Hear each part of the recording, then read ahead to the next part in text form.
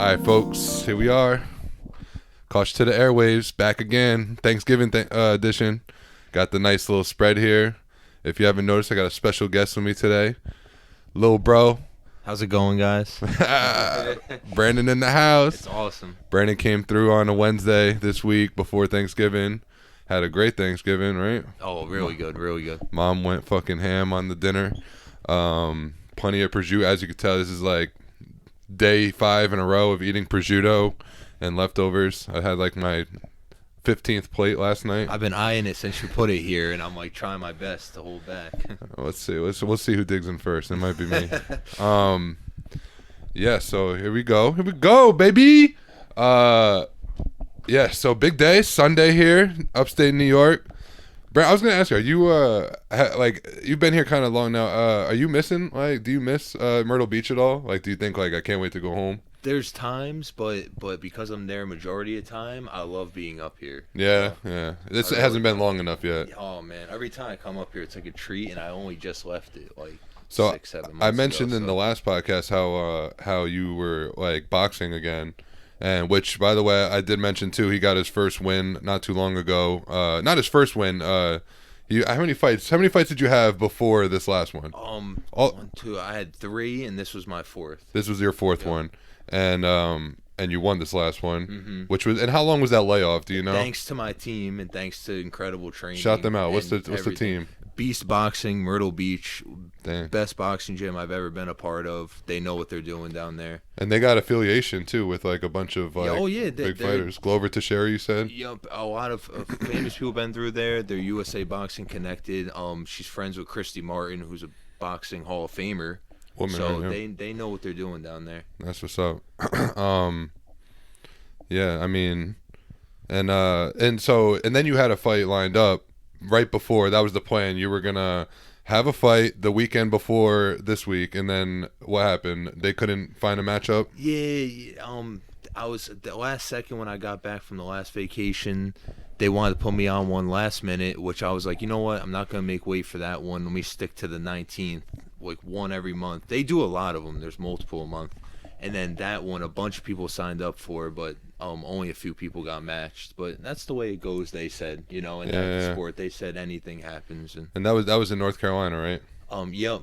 We fight in the surrounding areas. So from Myrtle Beach, North Carolina, some parts in South Carolina, and just wherever gyms are holding fights, and they could do matches. That's what's up. Yeah. And then you just started doing like weight cutting, real weight cutting kind of. Yeah. So what did you weigh before? Do you remember what you weighed before? I do. I was walking around 170 before you started cutting weight. Yeah. Probably or before you started boxing. Let's say that. Yeah. Same. Probably like 176, 177. Had to cut down to 165, and it fluctuates, man. Yeah. I'll call it a balance game, which is like really weird. Like, you'll cut, then you'll gain. Then you'll cut, then you'll gain. You just try your best to keep it close as you can. You know? And if you can't tell, because you got all this stuff on, you're a lean dude. Yeah.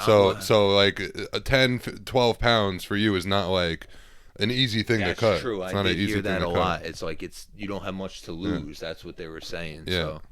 And it's funny too, because our producer K-Dog here, I love calling him K-Dog. Shout out Kerry. Shout out Austin Harmon. That's where I got it from.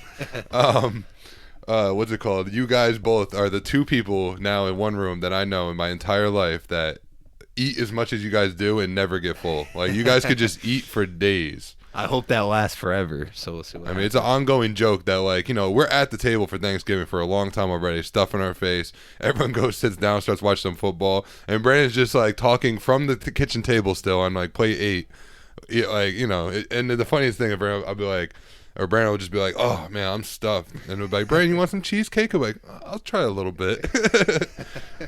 But yeah, so hold on, I kind of want as much as I love fighting, I love food. That's for sure. Oh, and what a I mean, when you're cutting weight though, what a shitty combination. But did it make you appreciate food more? Like when you do that, and then you come back to eating, you're able to eat again. Is that like a special moment when you? Absolutely. I almost looked at it as an incentive. I was like, that's like the prize at the end. You get to eat again. So that's what's up. By the way, this podcast is brought to you by White Claw.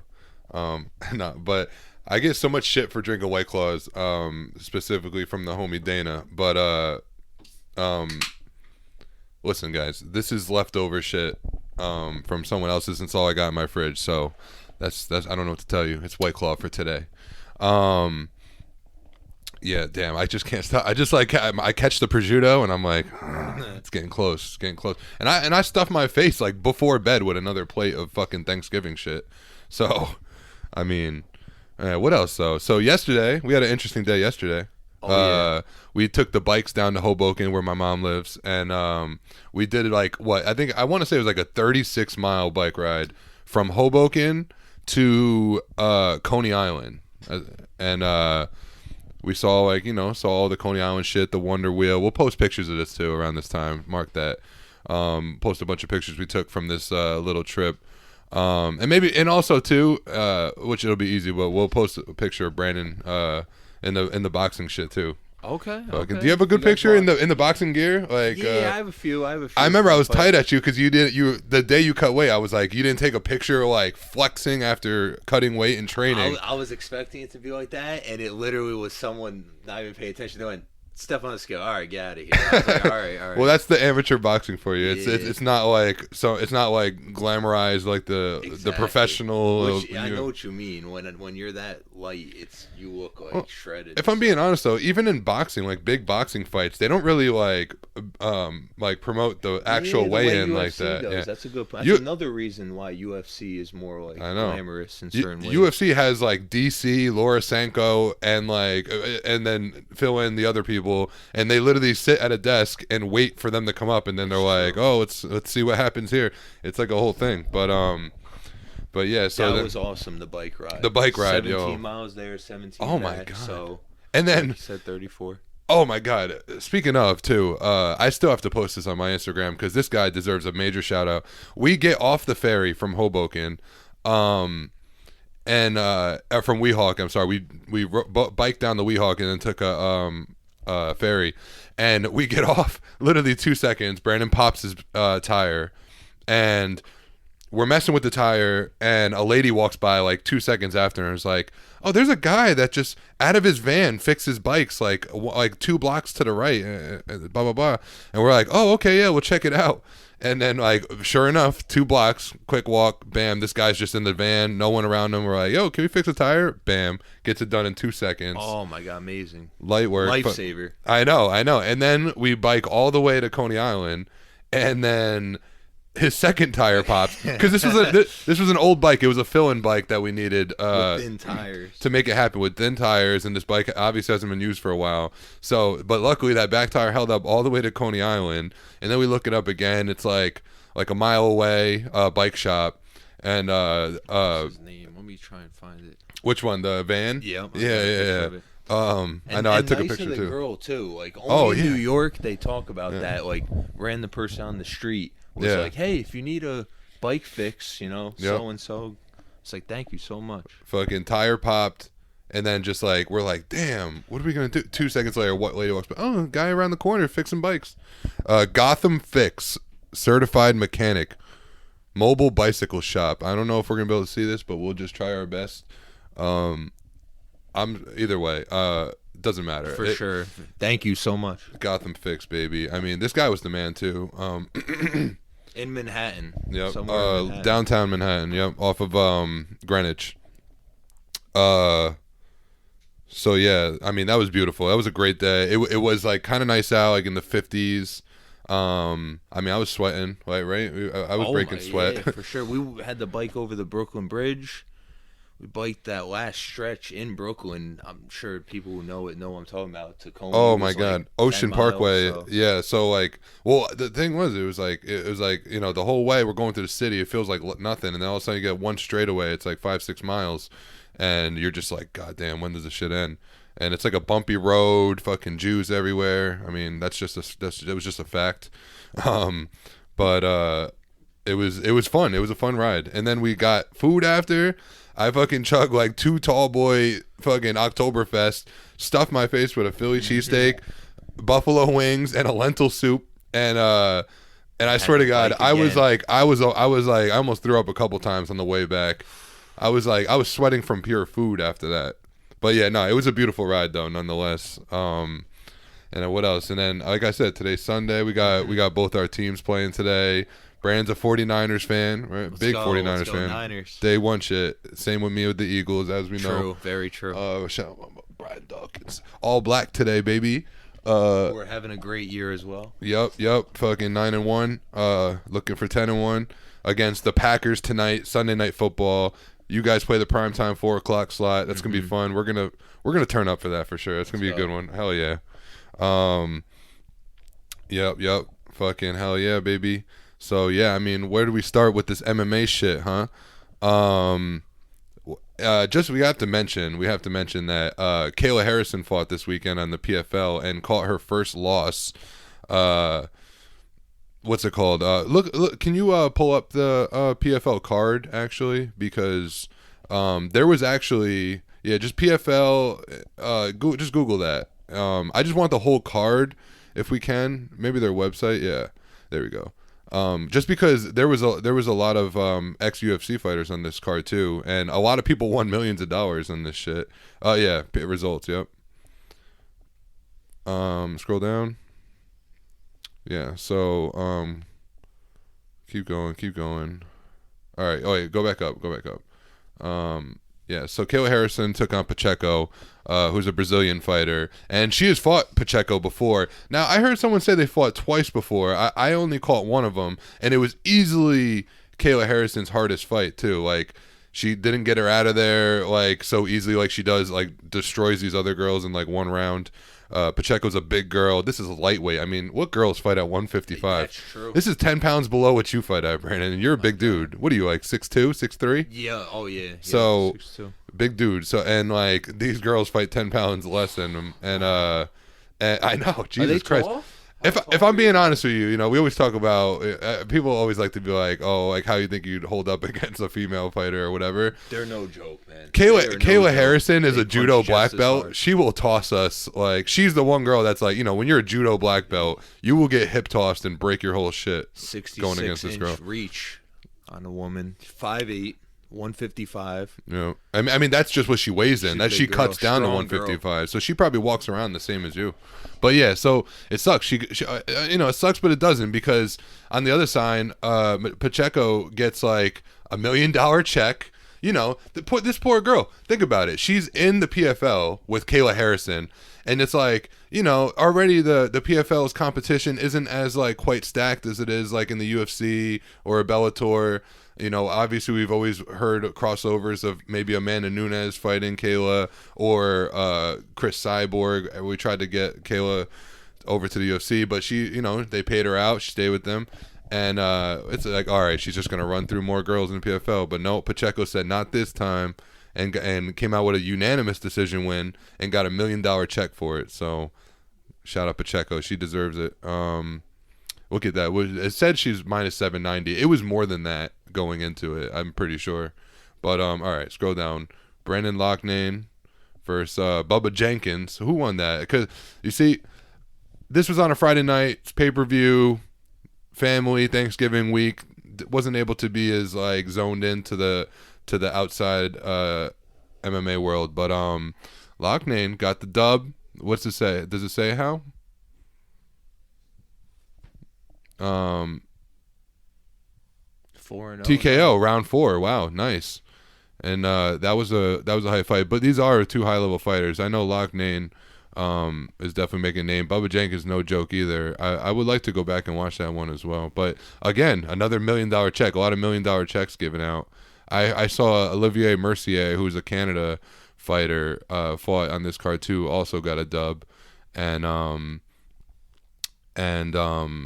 got his first $1 million payday. We got the heavyweights there. Yeah, so you know, I just wanted to come touch on the PFL, you know, just because it happened, and that's the only action that really happened this weekend as far as it. But what we're really focused on this week is the look ahead to the UFC Fight Night. Wonderboy Thompson taking on Kevin Holland is obvious. That's the main event, and then this card is just riddled with bangers left and right, from top to bottom. And I mean, like, where do we start? I mean, like we're gonna talk about the odds and stuff too. So I love this already. You look at it, right? Even just money. Gonna say that's what stuck out to me was pick'em, straight up pick'em. Kevin Holland and Stephen Thompson, welterweight fight, and it makes sense because it's like either could win. It's like, well, it's very interesting because this is I'll just kind of like say like how I'm feeling about this, right? So you got Wonder Boy, who in my opinion is a technically better striker as far as like he's been in karate his whole life, but then again Kevin Holland has trained taekwondo apparently, like with like Kevin from Holland's a young joke, kid. Man. Oh no, just a loss to one of the best fighters in the whole UFC right now doesn't diminish what he's accomplished. He's really good. But not just that though, all his losses are to grapplers. Are to getting grappled. He's on the come up, man. He has yet to lose to someone. Oh, except for his first fight in the UFC, which was, I think we talked about this. I don't know if I talked about it in the podcast or I was just telling you on a side note. But like, do you know about this? How Kevin Holland was in the Contender Series and he just talked the whole time. And I do. And Dana was like as good as he was, he's like, I don't want this guy. He's a big mouth, and I don't need that annoying shit in my office. I don't need to deal with someone like that.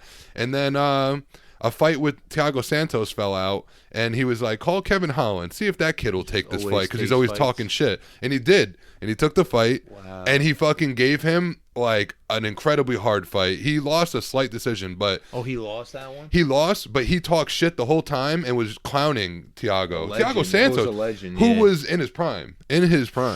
And then after that day, Dana was like, I like this guy because like he took the fight, he still stuck to his brand, talked shit, and did really well. Like hurt him a couple times, used jiu-jitsu to get out of shit. It was sick. But this fight, so Thompson. Now, like I said, I feel like the experienced fighter, the weathered fighter, which is, that's where I'm getting at, is that he, to me, seems to be a little bit on the back slope. And not to mention, he's been in some wars, like, as of recently. Like, he fought Neil Magny, got a win against Neil Magny, but did not get out of there unscathed. He had a big surgery after that one. I believe it was, I can't remember exactly what the surgery was on, but big surgery, like it wasn't a joke. Like he was out for a while after that fight. Did get the win though. Also we know he lost to Gilbert Burns. Gilbert Burns beat him not too long ago. But it's still a savage. But now it's like it comes down to the new fresh striker who has not taken that much damage. Only time he's lost is by being taken down. Otherwise he dominates. But Kevin Holland also a little crazy, a little like I don't want to say sloppy, but it's a little sloppy sometimes. But it gets him knockouts, so it's crazy. I think even odds is actually perfect for this fight. That's a 5-round fight, right? Yep. Do you think that'll be more striking, or do you think Kevin Holland will have to maybe throw some wrestling there because that's Stephen Thompson's, forte? Knowing how this shit goes. Yeah. Just make sure you talk to the mic. Sorry. No, you're good. What's it called? So. Kevin Holland, that could happen. I mean? A little bit of grappling happening from Kevin Holland's side. We know Wonder Boy is not grappling. Wonder Boy, this should be an interesting fight. I've never seen Wonder Boy take a shot in his life, and it's very interesting. I think even money is the same. If you had to make a pick on this, right? What are you thinking? Asking me. I know it's playing both sides of the fence here, but if it stays striking, Stephen Thompson, and then if it's a little bit of both, like you almost like how you said before, the sloppy, just get dirty and straight up make fight, it extra Kevin dirty. Holland. Maybe some jiu-jitsu. I hate picking either one. I don't want to see either one lose, and it's literally a pick 'em, even odds. I don't even care if you make a pick because I think that was exactly like how it goes. The best way. I think if it stays striking and if Holland tries to be like, let's see who has the better striking, I think Thompson might be able to pick him apart. You want to hear a hot take? Okay, let's hear it. I'm Kevin Holland. Okay. Kevin Holland, man. Well, Kevin Holland. I don't know if it's a hot take, just because, like I said, Kevin Holland has yet to lose, other than I said the first fight against Santos, who was in his prime, has yet to lose like a standing up fight. You know what I mean? Like this dude. Usually, if dudes stand and strike with him, he knocks you out somehow. Like he's dangerous. He's a dangerous dude. He's also like a superhero in the streets. Fucking. That would be impressive if Stephen Thompson does beat a great fighter like Holland. How is he gonna do it? And Like, what would suck too is if Holland loses, what is that going to do for him? Because he's lost so many in a row. That's very true. And that's what I saw. Like that's really the take of this fight too. That we need to talk about is that if who has more at risk? This was the debate. Who has more to risk? Because I think if one of them loses, whoever loses, it's looking like, I don't know, things might be done. I don't know. UFC has a tendency, I feel like, of putting these upcoming prospects against people who are like legends, in the later stage of their career. I know, it's almost a way to be like, it's almost a way to say like, all right, do or die. If Kevin Holland wins, you just beat Wonder Boy. Yes, you're back in the glory resume of like winning. And if Thompson wins, it's like, okay, maybe you are like able to make a title run again. That's a big win. That's a big win. If he wins this fight, I'd say another big win in the top 5. We see he's number 6 right there. If he beats Holland and then gets a top 5 fight and wins that, I'd give him a title shot. Why not? Because the only title shots he's had were against Woodley. That's true. Which were very like lackluster fights. It was very careful on both sides. And I think if Stephen Thompson had a title fight this time, I think he's going to lay it all on the line. Thompson, don't let his niceness fool you. This guy is a savage, and you hear things about it in the gym with him that like he's nice and everything, but when it comes to fighting, like he gets down, and is not afraid to be mean in the ring. Is what I mean. Very accurate. You know what I mean? Yeah. You don't hear that a lot in fighting. He's very accurate with all his striking. I mean, the guy has been doing it for since a kid. Like karate, and he stays true to karate. That's what I love about it too. Like he's in there with the karate stance, bopping, and it's just so. And yet people like have such a hard time with them. Like talking about one of his recent losses to Gilbert Burns. Gilbert Burns does not like wrestle fuck, as people like to say, anybody. He did that to Thompson because he had to. Wonder Boy won the first round through like fucking him up on the feet, and then Gilbert literally was like, "All right, I'm gonna manhandle you on the ground and get this win because I can't risk losing." So. Yeah, I mean I like that. Honestly, shit, I hate to make the pick against Wonder Boy too, but I feel the same way. I think Holland, I think it's gonna be stand-up fight. I don't think he has to worry about a takedown, and I think he's gonna be able to use all his weapons and in a 5-round fight too. Neither of these guys get tired. Wonder Boy a little older, so you know I would give the slight cardio to maybe Kevin Holland, as long as you're staying off the weed, as he likes to say.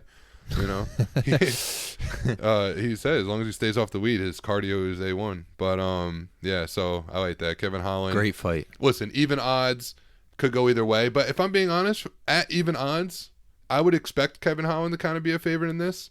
The reason why I think it's even is because how many losses this guy took recently, you know? Yeah. But I think that's a mistake. I think that Kevin Holland at even money is actually really valuable. So. What's you want to write this down on the pad just so we have it. So our first pick, which I'm confident saying now that we're gonna move, I'm gonna dig into this now. Kevin Holland, even money in my opinion, can never count out Wonder Boy, but it's not a bad pick. Excuse me. Picking Holland. You know, it's everyone's expecting Stephen Thompson to do what he did against Jeff Neal. You know, strike, be incredible the whole fight. Oh man, have one. Just do it right now because it's so good. Shout out to Vito's and Hoboken. Vito's and Hoboken. They supply our Thanksgiving spread every time, every holiday spread. How good is that? It's still fresh. It's still good. Oh my God! Now it's all I can think about. Now that's what we shouldn't have done it because now you have one bite, you just can't stop. Yeah, right. We're just gonna be like, anyway. I was trying my best, you know. I got peer pressured, so. But yeah, I thought Thanksgiving episode. Let's get a little spread going, you know. That's true. I even got the peppers here, the stuffed pepperoncinis. Is it Thanksgiving without cold cuts and appetizers? Come on. Hell no. All right, so we move on. I mean, geez, we spent out this whole card is stacked. So let's move on. Scroll down. Bam Bam Barberena versus Rafael Dos Anjos, aka RDA. Do me a favor. They don't have the odds up. Go to the DraftKings. There we go. Oh my God. Yeah, we got a couple to cover. Holy shit. All right. So listen, folks. I mean, you could just leave it on this page because I mean, there's so many names you don't even have to you just know who they are. Bam Bam plus 420. I mean, if that's not a lucky number too. against RDA coming in at minus 540. Now, let me tell you, RDA deserves to be the rightful favorite, but Bam Bam has been looking like a savage, and he's a knockout guy, and he's very skilled. He stays compact. He's not sloppy. He could get into a war with you, but he's not sloppy. I mean, let me tell you right now, I love RDA, and he's one of the best fighters to ever come into the UFC, former champion at lightweight. This is going up again to welterweight, 170, which I think favors Barberena. He is a true welterweight, Barberena. And if I'm being honest with you, Barberena at plus 420, how can you not throw a little money on that? I was just thinking about that. I mean, write it down. Write it down. Man, I was just looking at this too. At least for me. He beat, I don't even got to pull up. He beat, what was his name? Matt Brown, and then Robbie Lawler, the legend killer, recently. Yes. And he's a huge underdog. Knocked Robbie Lawler out. Go back to the website and click on Barberena's name. I want to see his past couple fights. Or maybe you could even just Google him, honestly. He might, and he's 6 feet tall, which I'm pretty sure RDA is 5'8". Yeah, click him. All right, there we go. Lawler. Oh, wait, no. View fight history. All right. Okay. Beats Lawler. Scroll down. Man. Beats Matt Brown. Two legends right there. Fight. Oh, wait. 3-fight win streak. Oh, my God. Beats Weeks. Fuck, I don't remember his first name, but he's more of by like decision. He was a prospect by decision. You like to see a decision win. Unanimous, too. 3-1 fight, and he's plus 420. 3-fight Underdog. streak, coming off a knockout on Robbie in the last one. Loadmore. The bigger guy. Then, okay, lost to Witt in a decision, majority decision, which I think that means, oh, no, yeah. I think that means split. I'm not sure. But then beats Ivy. Not even familiar with Ivy, but loses to Randy Brown. Randy Brown is a formidable opponent, especially these days. Has been since he came in. I mean, and Loadmore. I mean, let's just see, because this guy's been in the UFC for a minute now. Luke, Luke. caught he got knocked out by Luke, but this is also Luke in the come up. This is early Bam Bam. Now we're talking about Bam Bam beats Jake Ellenberger. Jake Ellenberger was savage. Has a loss to Leon Edwards. Fought Leon in a decision, by the way. And when the hell is that? 2017. Just remember, look at all these wins though. Wow, he's fought everybody in this division. Yeah, he fought Colby Covington. Fought Thiago Alves, beat Sage Northcutt. I mean, this guy has mad fights in the UFC. Is there any more? Yeah, he.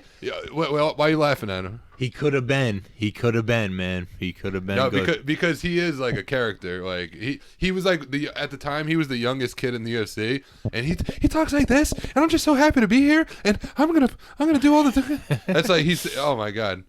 That's what he's saying. He looks like Ivan Drago. Yeah. Oh my God, he does. That's his dad.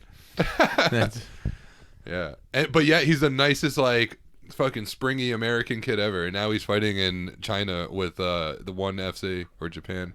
What's your thoughts on that one? The RDA. Oh, so I already said Bam. Barberena. I mean, listen, the fight's I can't wait for that fucking fight, because that's a great fight. But Barberena coming in at plus 420. I'm not saying like it's a guaranteed win by any means. He's plus 420, but at plus 420, I think that's extremely disrespectful to what this man has been doing. True. I think he has a lot of experience. I think he's fought Leon Edwards. He's fought Colby Covington. He just beat Robbie. Just beat Matt Brown. These are not easy wins. He's fought the who's who of the welterweight, and now RDA is not a true welterweight, and he's stepping up again. 5'8" versus 6 feet. Listen, Barberena 420. I think this is 170 versus 156. 170 versus 156. Well, that's just kind of them saying that like he usually fights at lightweight, so they put their like weight classes. But either way, Bam Bam at plus 420. I think this guy's on the rise. I think especially off his last couple fights, like he just keeps getting better and better. He's a fan favorite. RDA is not an easy. I think this is a true test for Bam Bam, and I think this is going to be one of those cases where Bam Bam might make a name off of RDA and then put himself into a real contender position, honestly. Shout out to him for taking all those fights. He's fought God. everybody. Yeah, who's who in the division. And I got to give respect in that aspect to both of them, because RDA takes every fight too. And RDA said off his last fight, he said, I'm done fighting these number 1, number 2 guys. Like, I want a fun fight. And they fights give him everyone. Barberena, and I hope he doesn't think that that's going to be a fun fight for him, because that's going to be a war. That's going to be a war. And Bam Bam has a chin, and RDA's he's a well-rounded fighter. He's not like a knockout guy. He's just like the best well-rounded guy. Mm-hmm. He's jiu-jitsu, he's wrestling, his striking is clean. But Bam Bam is I will knock you out on the feet kind of guy. Like, he's no joke. All right, so you got it down, Bam Bam, 420. Got it. All right, let's go. Next fight. Go to the DraftKings. DraftKings. Hopefully we get a DraftKings sponsor one day. That's when I know I've made it. That'd be awesome, man. I mean, I don't care if I literally got any sort of money like towards this one day, even if it's $5 a month, I will literally be giddy off of that. Like, There'll be multiple White Claws on this desk. Yeah. All right. We'll have to switch over to Modelo at some point. Hopefully get that Modelo sponsorship. All right, so Nicolau Schnell. Again, I mean, big underdog. Nicolau has been looking really good coming into this. I don't know how familiar you are with these guys, but Nicolau is a prospect kind of guy. 30 minutes, that's where we're at. Nice. Nicolau is, like I said, a dangerous prospect. Some might even say making a name to be a dark horse in that division as well. Not like a killer in that sense, but his jiu-jitsu is A1, and he's also well-rounded. That's the thing about the fighters these days. The young prospects, like, even if they're like jiu-jitsu savages, they still have like clean striking, like enough to hold their own against dudes. That's what tells you who's a good fighter. Matt Schnell, I see why the odds are this, because Matt Schnell is a grappler as well. It's gonna be like a beautiful display of like jiu-jitsu in this one. I mean, Nicolau's gonna be my pick, but I wouldn't bet it. Minus 365. You can't go against Matt Schnell and hope for a jiu-jitsu win. I do think the odds are probably about right there. Minus 365. I think it's maybe a little heavy on Nicolau, but I wouldn't put it in for my best bets, but we'll just make this whole segment as the best bets when the clip will come out in the middle of the week discussing the betting aspect of the game. Nicolau is my pick for that, but we'll move on to a better name. Bam Bam Tai Tuivasa. Let's go. He's back. Taking on Sergey Pavlovich. Is Pavlovich, am I bugging, or is that the dude? Wasn't he favorite? Oh, no. That's Sergey Spivak. I was thinking, is that the guy who was just supposed to fight Derek Lewis and got canceled? It's not, though. They just have the same first name. He just had a great fight against Cyril Khan, the undisputed number 2, and he's the underdog. So this dude, Pavlik, which I've seen him fight before, he must be pretty solid. He's big. He's a big guy. I know that. He's like a bear of a human. But nonetheless, guys, plus 165, Bam Bam, coming off oh, man. Close victory. He almost won that fight. First time Cyril Gahn's career put him on his ass. First time. Exactly. And Cyril Gahn said too. He said that was the hardest I've ever been hit, and that was the most dangerous I've ever been in, and his whole career. That's what Gahn said about Tai Tuivasa rocking him. Listen, guys. I mean, right there. We could stop right there. Bam Bam all day. It's plus hard money. Not to root for him. He's a fan favorite. He's a crazy fighter. I also think he's getting better. Everything going for him. I think he's getting better too. Like the way he fought Cyril Gahn, like that takes balls. Like you don't just people go against Cyril Gahn and they kind of get timid because they know how good he is of a striker. Bam Bam said, "Let's see what you got, bud," and fucking put him on his ass. And granted, like Gahn did, I really think what ended up fucking Bam Bam is that Gahn is just in way better shape, right? Like Bam Bam, like if he was like had better cardio, he could have stayed in that fight. But I think he was just tired and he was throwing big bombs. And he was being him. I think he learned a lot from that fight. I think him at plus money on this, Bam Bam plus 165. Give it to me all day. Yeah, we'll rock with Tai in this I'll probably put a good amount of coin on that. I mean, I like that a lot. Tai. And that's like what he does his whole career. Sergey's a huge wins dude. These underdog fights. Yeah, no, I know. I've made some good money on Bam Bam in the past, and I have faith in him again this time. And then we move on to I think this is the first fight of the night. Eric Anders taking on Kyle Dawkins. Yep. Kyle Dawkins is the dude that Kevin Holland fought when they bumped heads and they fucking like Kevin Holland like got knocked out by a headbutt, but he stayed awake. First Dawkins. Yeah, that was a dude like one of his recent fights. He leaned in, got headbutt, and then he was like really dazed, and Dawkins just kind of swarmed him and was able to get a win. But it was all off a headbutt, which is kind of bullshit. I thought it should have been a no contest. Now, Kyle Dawkins is a skill fighter. Eric Anders is a bigger guy than Kyle Dawkins. Eric Anders, a savage. Mm-hmm. He has power in those hands. Former Alabama alumni. I did want to say. What's up? I did want to say if Eric Anders works on his cardio, Oh yeah, he could be amazing. I know. And I've watched so many of his fights where it's like just one thing's missing, and it's the cardio. He could be a champion if he just works on that cardio, man. And he's plus 170 here, so Eric Anders, man, he's good. He's good. And Dawkins, he's a name as well, but Eric Anders, he does have the potential to be 100%. very good. I agree with that wholeheartedly, and I think Kyle Dawkins is really good, but I think that Eric Anders, like I said, is a bigger guy. I think Kyle's not going to be able to implement himself like he usually does against someone like Eric. I think Eric's like I said, but you're right about the cardio aspect. I think that could be where that's why Kyle's the favorite. I think he knows how to stay elusive. He knows how to stay in the fight, where Eric Anders is like, I'll empty the tank to fuck you up. That's true. That's true. And what weight class is that one? Go back to the let's go back one more. Oh yeah, no, you're good. Keep going down.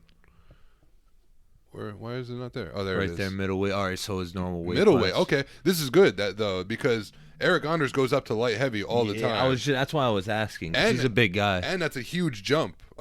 Middle to light heavy. What is that? That's 20 pounds. Man, Eric Anders, has the potential to be a big star. I hope. So he's going to cut an extra 20 pounds to make middleweight. That tells me that maybe he'll have the cardio in this one, because. No matter what your training's like, if you have the heart to like get yourself down to a weight that's uncomfortable, that means that you got something like for that fight. You got a little extra. He's a big middleweight. And the thing about Eric Anders, the reason why he's like that, and I like him because I've heard him in interviews. I've seen him do interviews with like just people like fans that ask him to like talk, and he'll just jump on with them. And that's the type of dude he is. He's a cool ass dude from Texas. Like he's kind of a savage, He's just like, he is who he is, and he doesn't give a fuck, and he's one of those guys. Like, he's a personality. He's cool as hell. Just a freak of an athlete, too. I mean, like I said, he played for Alabama, national champ. Yep. So, yeah, honestly, Eric Anders coming at plus 170. I like Eric Anders. Yeah, we're going to rock with Anders in that one. I'm thinking Anders. Get back on the winning track. But listen, this is what I'll say about it. It's not going to be part of my best bets. I'm not saying go bet Eric Anders, but at plus 170... The guy's a bigger guy. He has knockout power. He could touch anybody and it could be lights out. He's one of those guys. Kyle Dawkins is technically the better fighter, probably well-rounded wise, and like we said, the cardio. So I think the odds are actually perfect. Minus 200 Kyle Dawkins. It kind of makes sense. That should be a good fight. That should be a good fight. Yeah. And then, what about this one, though? Nico Price. And this is in Orlando. And Nico Price is a Florida guy. You know Nico Price, the crazy fucker from Florida?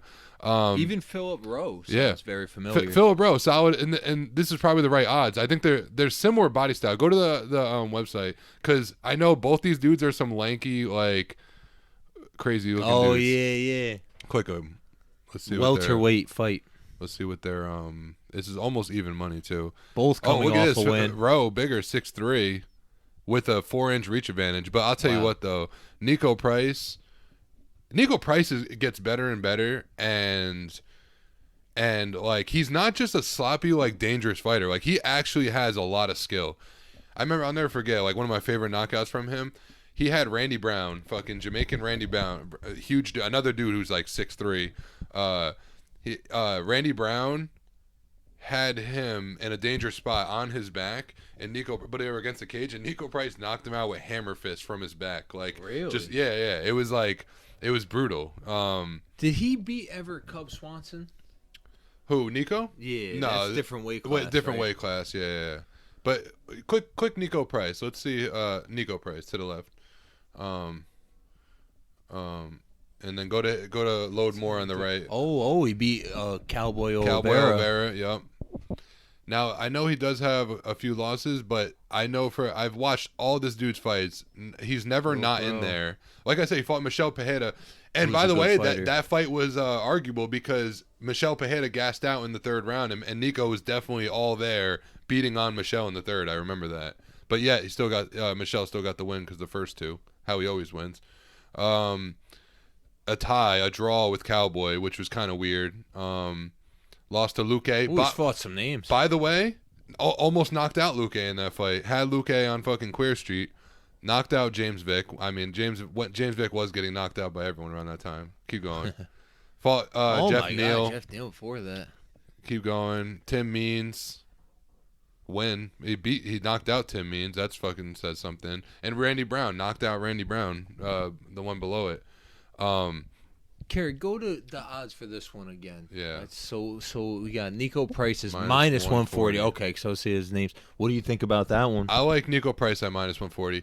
Philip Rowe is like that lanky kind of fighter, and he is like, he is a good striker and everything, but I just think Nico fights with that tenacity. You know what I mean? Philip is a little bit more like jab and move, and like he is dangerous, but Nico's more like he fights with tenacity. Well-rounded. I can't say any more than I love those fighters that come out with confidence and just like are ready to get in a fist fight. You know what I mean? That's Some true. people are timid, and other people take advantage of like the timidness. I could see why that one's kind of closer odds because that's a Yeah. pretty even fight. Oh, You know, yeah. I might kind of torn on that think one. about it. Philip has him by reach, has him by height, is a great fighter, and Nico's still the favorite.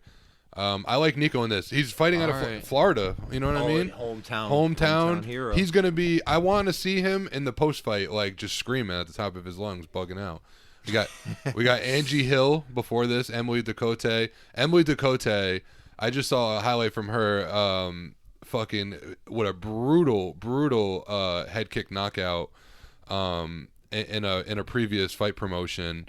Emily Ducote is looking like I mean, she's a favorite over Angela Hill, who's a veteran with the UFC, has fought for the belt, I believe. Emily Ducote is like more like a prospect, but they still are high on her because she's the favorite slightly. Now this one is hard to say because Angela has a way of, when you think that she's not there, she comes back and fights well and like will destroy a girl. So shit, and she's plus 110. I mean, it seems like Emily Ducote is pretty dangerous, but if I'm being honest, like Angie is still doing it and at a high level, and she's fought the who's who. I gotta go with experience on this one. I'm thinking Angela Hill. Okay. So. I mean, we got, but once again, I don't know if I'd make that like a solid pick for that. I do like the fight before this. Clay Guida coming back. Yo, Yeah. How long have we been watching Clay Guida? Oh my God. By the way, From the beginning. we go back a long way when it comes to watching UFC. Like we were renting like pay-per-views. I tell everyone, I remember when UFC was pay-per-view only. There was barely like much internet, like once a month, mobile connections, and you had to buy the pay-per-view, and then 3 big fights at the main event was big. Today it's like 20 good fights on the card. I mean, look, this is a fight night for free, and this literally feels like a pay-per-view. I mean, look, just to skip ahead, like, look who else is on it. Darren Elkins. I know, and Michael Johnson. Michael Johnson versus Mark DeCasey. Legends to start the card. Jonathan Pierce. So yeah, Clay Guida, Scott Holtzman. If I'm being honest with you, oh God, I never like to pick against Clay Guida. I wouldn't use this as a best bet for sure. But I do like Scott Holtzman at minus 150. I've watched that guy fight. He's a motherfucker. He's annoying. He's like jacked. He's a great wrestler. He's really good. And Clay Guida though is a great wrestler, so it's a good matchup. I like the matchup. I might have to go with Holtzman on that one too. I love Guida, but Holtzman, I'm gonna go with that one. All right, so we got Holtzman on that pick. The next one, Michael Johnson, big underdog, plus 230 against Mark DeCasey. I already like this for Michael Johnson because Michael Johnson, as of recently too, has put on some good fights and looks better than ever. His chin's still holding up, even though he's fallen a couple times. But as of late, Michael Johnson has looked really good. Can you real quick go to Michael Johnson on UFC because this is why we don't drink White Claws on the podcast. I'm just burping left and right now. Tell me about it. Quick Michael Johnson. That and Mott's. Because I want to see that and Mott's. It's a bad combo. Good if you're not doing a podcast, but Yeah, just go to Michael Johnson because I just want to see his past couple fights again. What's it say right there? Malarkey, right? See, that was a close fight. I remember that fight. That was a bad decision. I mean, I'll be honest. It was close. It deserved to be a split. I could see that. Split, yeah. It's a split. But I felt like Michael Johnson won that fight. And my UFC fans out there, Manny, who should be here today, but he canceled, and now I got my boy to fill in. It should have been you the whole time, though, because honestly, I feel like you're killing it today. This is fun. This is fun. This is really fun. I wish you were here to do this every week. This would be mad fun. Duquesne's a great fighter. Oh, They're both. This is a good fight. I was really high on Duquesne in the beginning. I was about to bet him until he lost, and then he did lose a bunch after like his he like had a crazy knockout. Well, whatever. We're talking about Michael Johnson right now because Michael Johnson, bad decision against Malarkey, and Malarkey's a savage, and he beat Malarkey in my eyes. He beat this dude Patrick. I remember he was like the oldest dude to be signed by the UFC. He was in the Contender Series. I think Dana went to Dana looking for a fight, and this guy was like, this guy was in the back. Put him in there against legend Michael Johnson. He had a whole bunch of energy. Like he was like, Dana, like sign me this and that. He's like, listen, I don't like to sign older guys, but I like you, and I'm gonna give you a chance. And then he put him against Michael Johnson. And he caught the L, TKO or knockout. And then he beat Clay Guida beat him. Keep going down in 2021. Yeah. So he fell on a streak. He was on a bad losing streak. I mean, these are all great fighters. Thiago Moises, Stevie Ray, who just fought PFL this weekend. Josh Emmett. I mean, these are not fucking. Josh Emmett's fighting for the belt too. You know that? Yeah. The vacant featherweight, which is so weird. I thought he was fighting Yair. Yeah, for the interim featherweight. Oh my gosh. Which is Volk. I mean. All right, and then he beat Andre Fili, good win. But that's my point. He had a bad losing streak, and then the ones that know. Michael Johnson came back in the last fight and looked amazing. Like everyone was like, "Holy shit, Michael Johnson looks better than ever." So Michael Johnson is an underdog. We got to take Michael Johnson. He's still doing against it. Mark DeCasey. Mark DeCasey, like it's like his confidence got knocked a little bit. I remember Fiziev beat the shit out of him. That's a tough fight. I mean, Fiziev is a savage. He's about to fight for a belt soon. But said he won his last one, but I'm gonna go with Johnson in this one as well. All right. Hope he stays on the same page. All right, roll. Let's go back to the bets. Let's move on to our boy Darren Elkins. Me and Brand text every time this guy fights. I was explaining to Carrie last week. This guy has a tattoo. It says "The Damage," and that's his nickname on his chest. And you assume like you're named The Damage because you give out the damage. But his I think is that he takes so much damn damage and doesn't get knocked out, and then he comes back and wins with all the damage. Get a crooked tattoo of it on your chest to embrace it. Hell yeah! And Darren Elkins, a big underdog against Jonathan Pierce. Huge underdog. Let me just tell you right now, folks. I don't care who Darren Elkins faces or what the odds are. I'm always gonna root for Darren Elkins. And at plus 360, I throw $5 to win 15 or whatever. He's pulled a few of those out. He's pulled a few of those out in his career. Listen, this is the kind of guy that like you think like, oh, let's say for this fight, Jonathan Pierce should destroy him. But what might happen? Jonathan Pierce might destroy him for one round, not get him out of there, and then Jonathan Pierce is tired. Very true. And then Darren Elkins grinds him out with the wrestling and ground and pounds his ass. Can I say one thing? Go ahead. Elkins, win or lose, will always be an entertaining fight. Oh my god. And I love that. And, I love that. And you know what I love too? This is why I love the UFC as well. The UFC knows that. Like, they love Darren Elkins. And they always, like... He is on a lot He's of that kind of cards. guy that they go, we will never cut Darren Elkins no matter what because we just like this guy and how he fights. Old school warrior, he found his calling in life. Oh, he's 100%. He's in the UFC. And you know what? This guy's making a lot of money. He gets like fight night bonuses all the time. And I know the UFC takes care of him behind the scenes too because he's a good dude. He has a family. But like you said, like he has that energy of like he's in the right sport and he's doing his calling. For being such a early fight, everyone knows Elkins. Everyone knows Elkins, and he's a prelim fighter that just delivers every time. They're like, oh, there's that crazy fucker with the damage tattoo that just like will come back with a bloody face and beat you. He's like Nate Diaz. If you want to see a good fight, if you want to see an entertaining fight, watch this Elkins versus Pierce fight. Mm-hmm. And if you want some eye candy fight, that's also fun for on a technical standpoint, but definitely some eye candy. Pull up the UFC so Brandon can see these chicks. Tracy Cortez versus Amanda Ribas. Oh my gosh. Both these girls are gorgeous, first of all, and they're both high level fighters, 100%.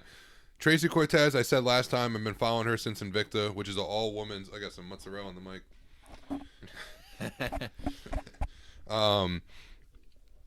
Anyway, yeah. So Tracy Cortez, Mexican American girl, fucking taking on Amanda Ribas, Brazilian fighter, and these girls are both like badasses. Like Tracy Cortez is like she'll stand with you, but she's also like she's heavy and she could take you down, and she does good ground and pound. Amanda Ribas, fast hands, but really known for her jiu-jitsu. I like this fight a lot. We'll go to the odds now. Let's see the odds. This is gonna be hard to pick. Yeah, pretty much even. Amanda Ribas slight favorite at -120. That's go figure, because I was gonna say Ribas was amazing prospect, but this Cortez girl only has one loss, coming off multiple wins. So this is a hard one to pick, and for the reason that Amanda Ribas is a jiu-jitsu girl, and Tracy Cortez kind of does her best at taking girls down and beating them up on the ground. I already know what I'm doing. I'm going with Tracy Cortez for this reason, because Tracy Cortez, even though maybe her jiu-jitsu is not as good as Ribas, she's been now dating Brian Ortega for. Oh, really? She's been dating Brian Ortega now for like 3 years. It feels like maybe 2. Either way, Brian Ortega is one of the best jiu-jitsu guys in the world. So that's why his jiu-jitsu is so good. Hey, hubba hubba. But yeah, so I mean, I think that Tracy Cortez's jiu-jitsu is going to be fine now, especially nowadays. I think Ribas. I think if anything, I think if I were her, I would work on her striking, because she could be a dangerous fighter if she just has better striking. I think Cortez does have pretty decent striking. Cortez also has like the traditional boxy ass Mexican head. No offense. True. But she has a chin. Fight. She has a chin, and I've been rocking with this girl from day one, and I'm not going to stop now. Even though I love Ribas. Who, Cortez? Yeah, I'm going with Cortez. Fucking Tracy Cortez +100. And you know what? I would even put that as like an honorable mention on my best bets, because I like her at even money. I like her attitude. I like her, just everything about her. She's badass, yo. She's just badass. And then besides, I'd just say that one, it's literally almost a pick 'em. It's so even. I know Ribas is really good. I know Cortez is amazing. I'd say over. Like, I know it's like generic, most girl fights. You know what I mean? Like, the over's always a heavy favorite. Click the fight. Let's see what I'd the over-under almost say is. just over for that one, because I could see that click, going click over. their name above the thing, yeah. Let's see what the over-under is. Go down. 2.5. 2.5. It's a big huge favorite, though. Favorite. Yeah. But you know what? Sometimes I'm like, one girl could finish the other one. This one, for some reason, I feel like could go over. They're really. But I'm just saying. You know? No. Yeah, it's a good pick, and obviously they literally have it at -325 for over 2.5, which means that's pretty much saying we got to go into the decision. I mean, yeah, and that's all the huge names on this. That's all the huge names on this card, and that's literally all of them. Yep. There's like 3 fights left. Go to the card one more time. And I know the other one I did want to mention, go down, was Estela Nunez. This girl's a little feisty fuck.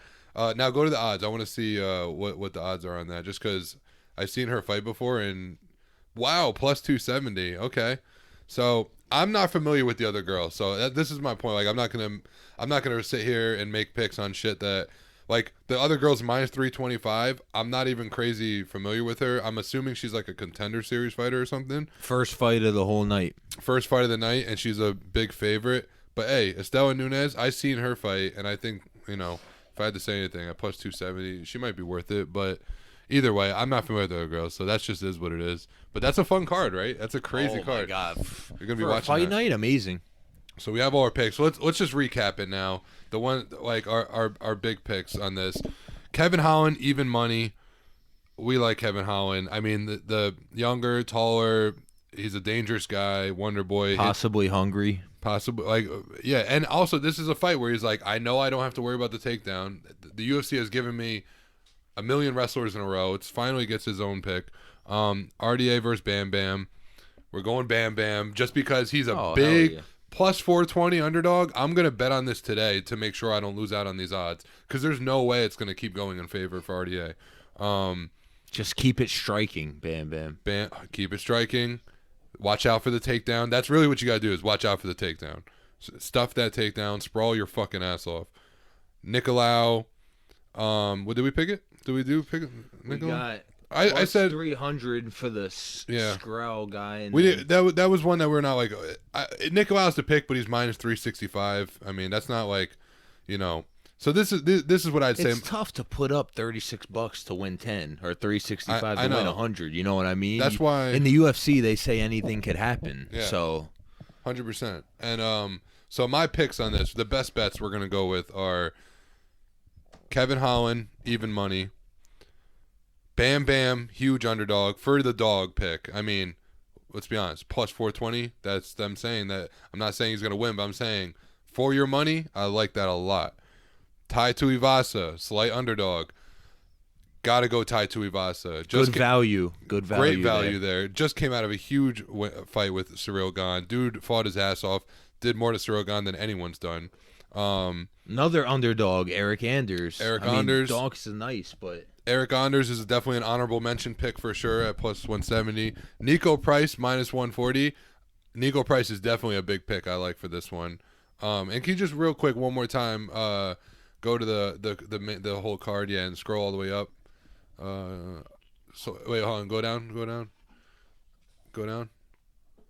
Michael Johnson is. I mean, I'm not crazy on that. But definitely he's the pick. I mean, that's an honorable mention pick for sure with Michael Johnson. Darren Elkins underdog. I was gonna say if you want a fun pick, if you got money to blow, throw a little money on Elkins. It was Johnson and Price. One time I picked Molly Meatball and I said she was a huge underdog against Aaron Blanchfield. I said, listen, I'm not saying this is a win, but throw $5 and have a good time watching it. Yeah. Darren Elkins definitely a good pick. I like that underdog. The dude does not go away. Scroll up again. I just scroll up. Scott Holtzman minus 150. Love that. Angela Hill. I'm not gonna go with that one, but yeah, there we go. So I'm gonna say Holland, Bam Bam, Tai Tuivasa, another Bam Bam, two Bam Bams on the card. So both Bam Bams, Kevin Holland, Nico Price. That's what I like a lot. And honorable mentions with Scott Holtzman, Anders. Yeah. I mean, what else do you want? We just broke down the whole card, so. Oh, the notes. You need anything else? Oh, yeah, I mean, apparently they're aiming for Francis Ngannou versus John Jones March 4th. I want to see it. When are we going to see it? I know. John Jones, the day when he steps back in the ring, if it happens, let's just say when and be hopeful. When that happens, that's going to be sick. That's going to be crazy seeing a humongous John Jones stepping in the ring. And I'll be really happy what happens. Win or loss. That'll sell. That will sell 100%. I did see they're looking for Cejudo Sterling in International Fight Week because Sterling's recovering off an injury and Cejudo wants to come back for a belt. Who would you pick in that one? Personally, I know you have been big Aljo fans. I think I'd go Aljo. So. I think especially off the layoff. The layoff. Also, he fought the best guy in the division, Piotr Jan, and did well.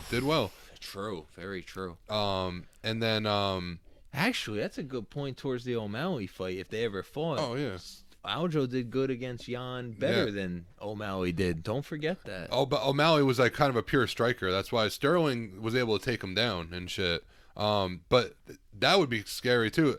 I actually like that one better. I think that's gonna happen. O'Malley Sterling. Cejudo Sterling. Me too. Just give it time. I've been seeing a lot of videos of them doing fake face-offs and shit. They're really trying to sell it. And then the other one was Neil Magny, Gilbert Burns. I saw was mentioned as a fight that was made. So, I mean, it's hard to pick because I feel like we both like both those guys. Mm-hmm. Personally, I always have to go Gilbert. I think Gilbert's just so high level that I can never really not go with Gilbert. Gilbert's really good. I know. Magny coming off a good dub, but Burns is so good. He's one of my favorite fighters too, Gilbert. I like his. It? Gilbert, Burns, right? Gilbert. I always confuse him and RDA. Yeah. Burns, man. They're similar. Listen, if you could do that to Comsit, you should be able to take out Magny. Yeah. 100%. That's a good point. That's a good fight. Great fight. Yeah, and that's it really. So, yo, thanks again for coming on the podcast. No, that was really awesome, man. Thank you guys. Next time you're up, we got to Carrie, thank you. We got to do one of these at least every time you come up. For sure. And if I come down to Myrtle Beach, maybe I'll bring the mics. I'll bring Carrie. Please. Or at the very least, I'll record a podcast, and then I don't know. I'll have to have Carrie like navigate it on the phone or something. There'll be more to come. Yeah. No, 100%. But yeah, that's it. That was fun.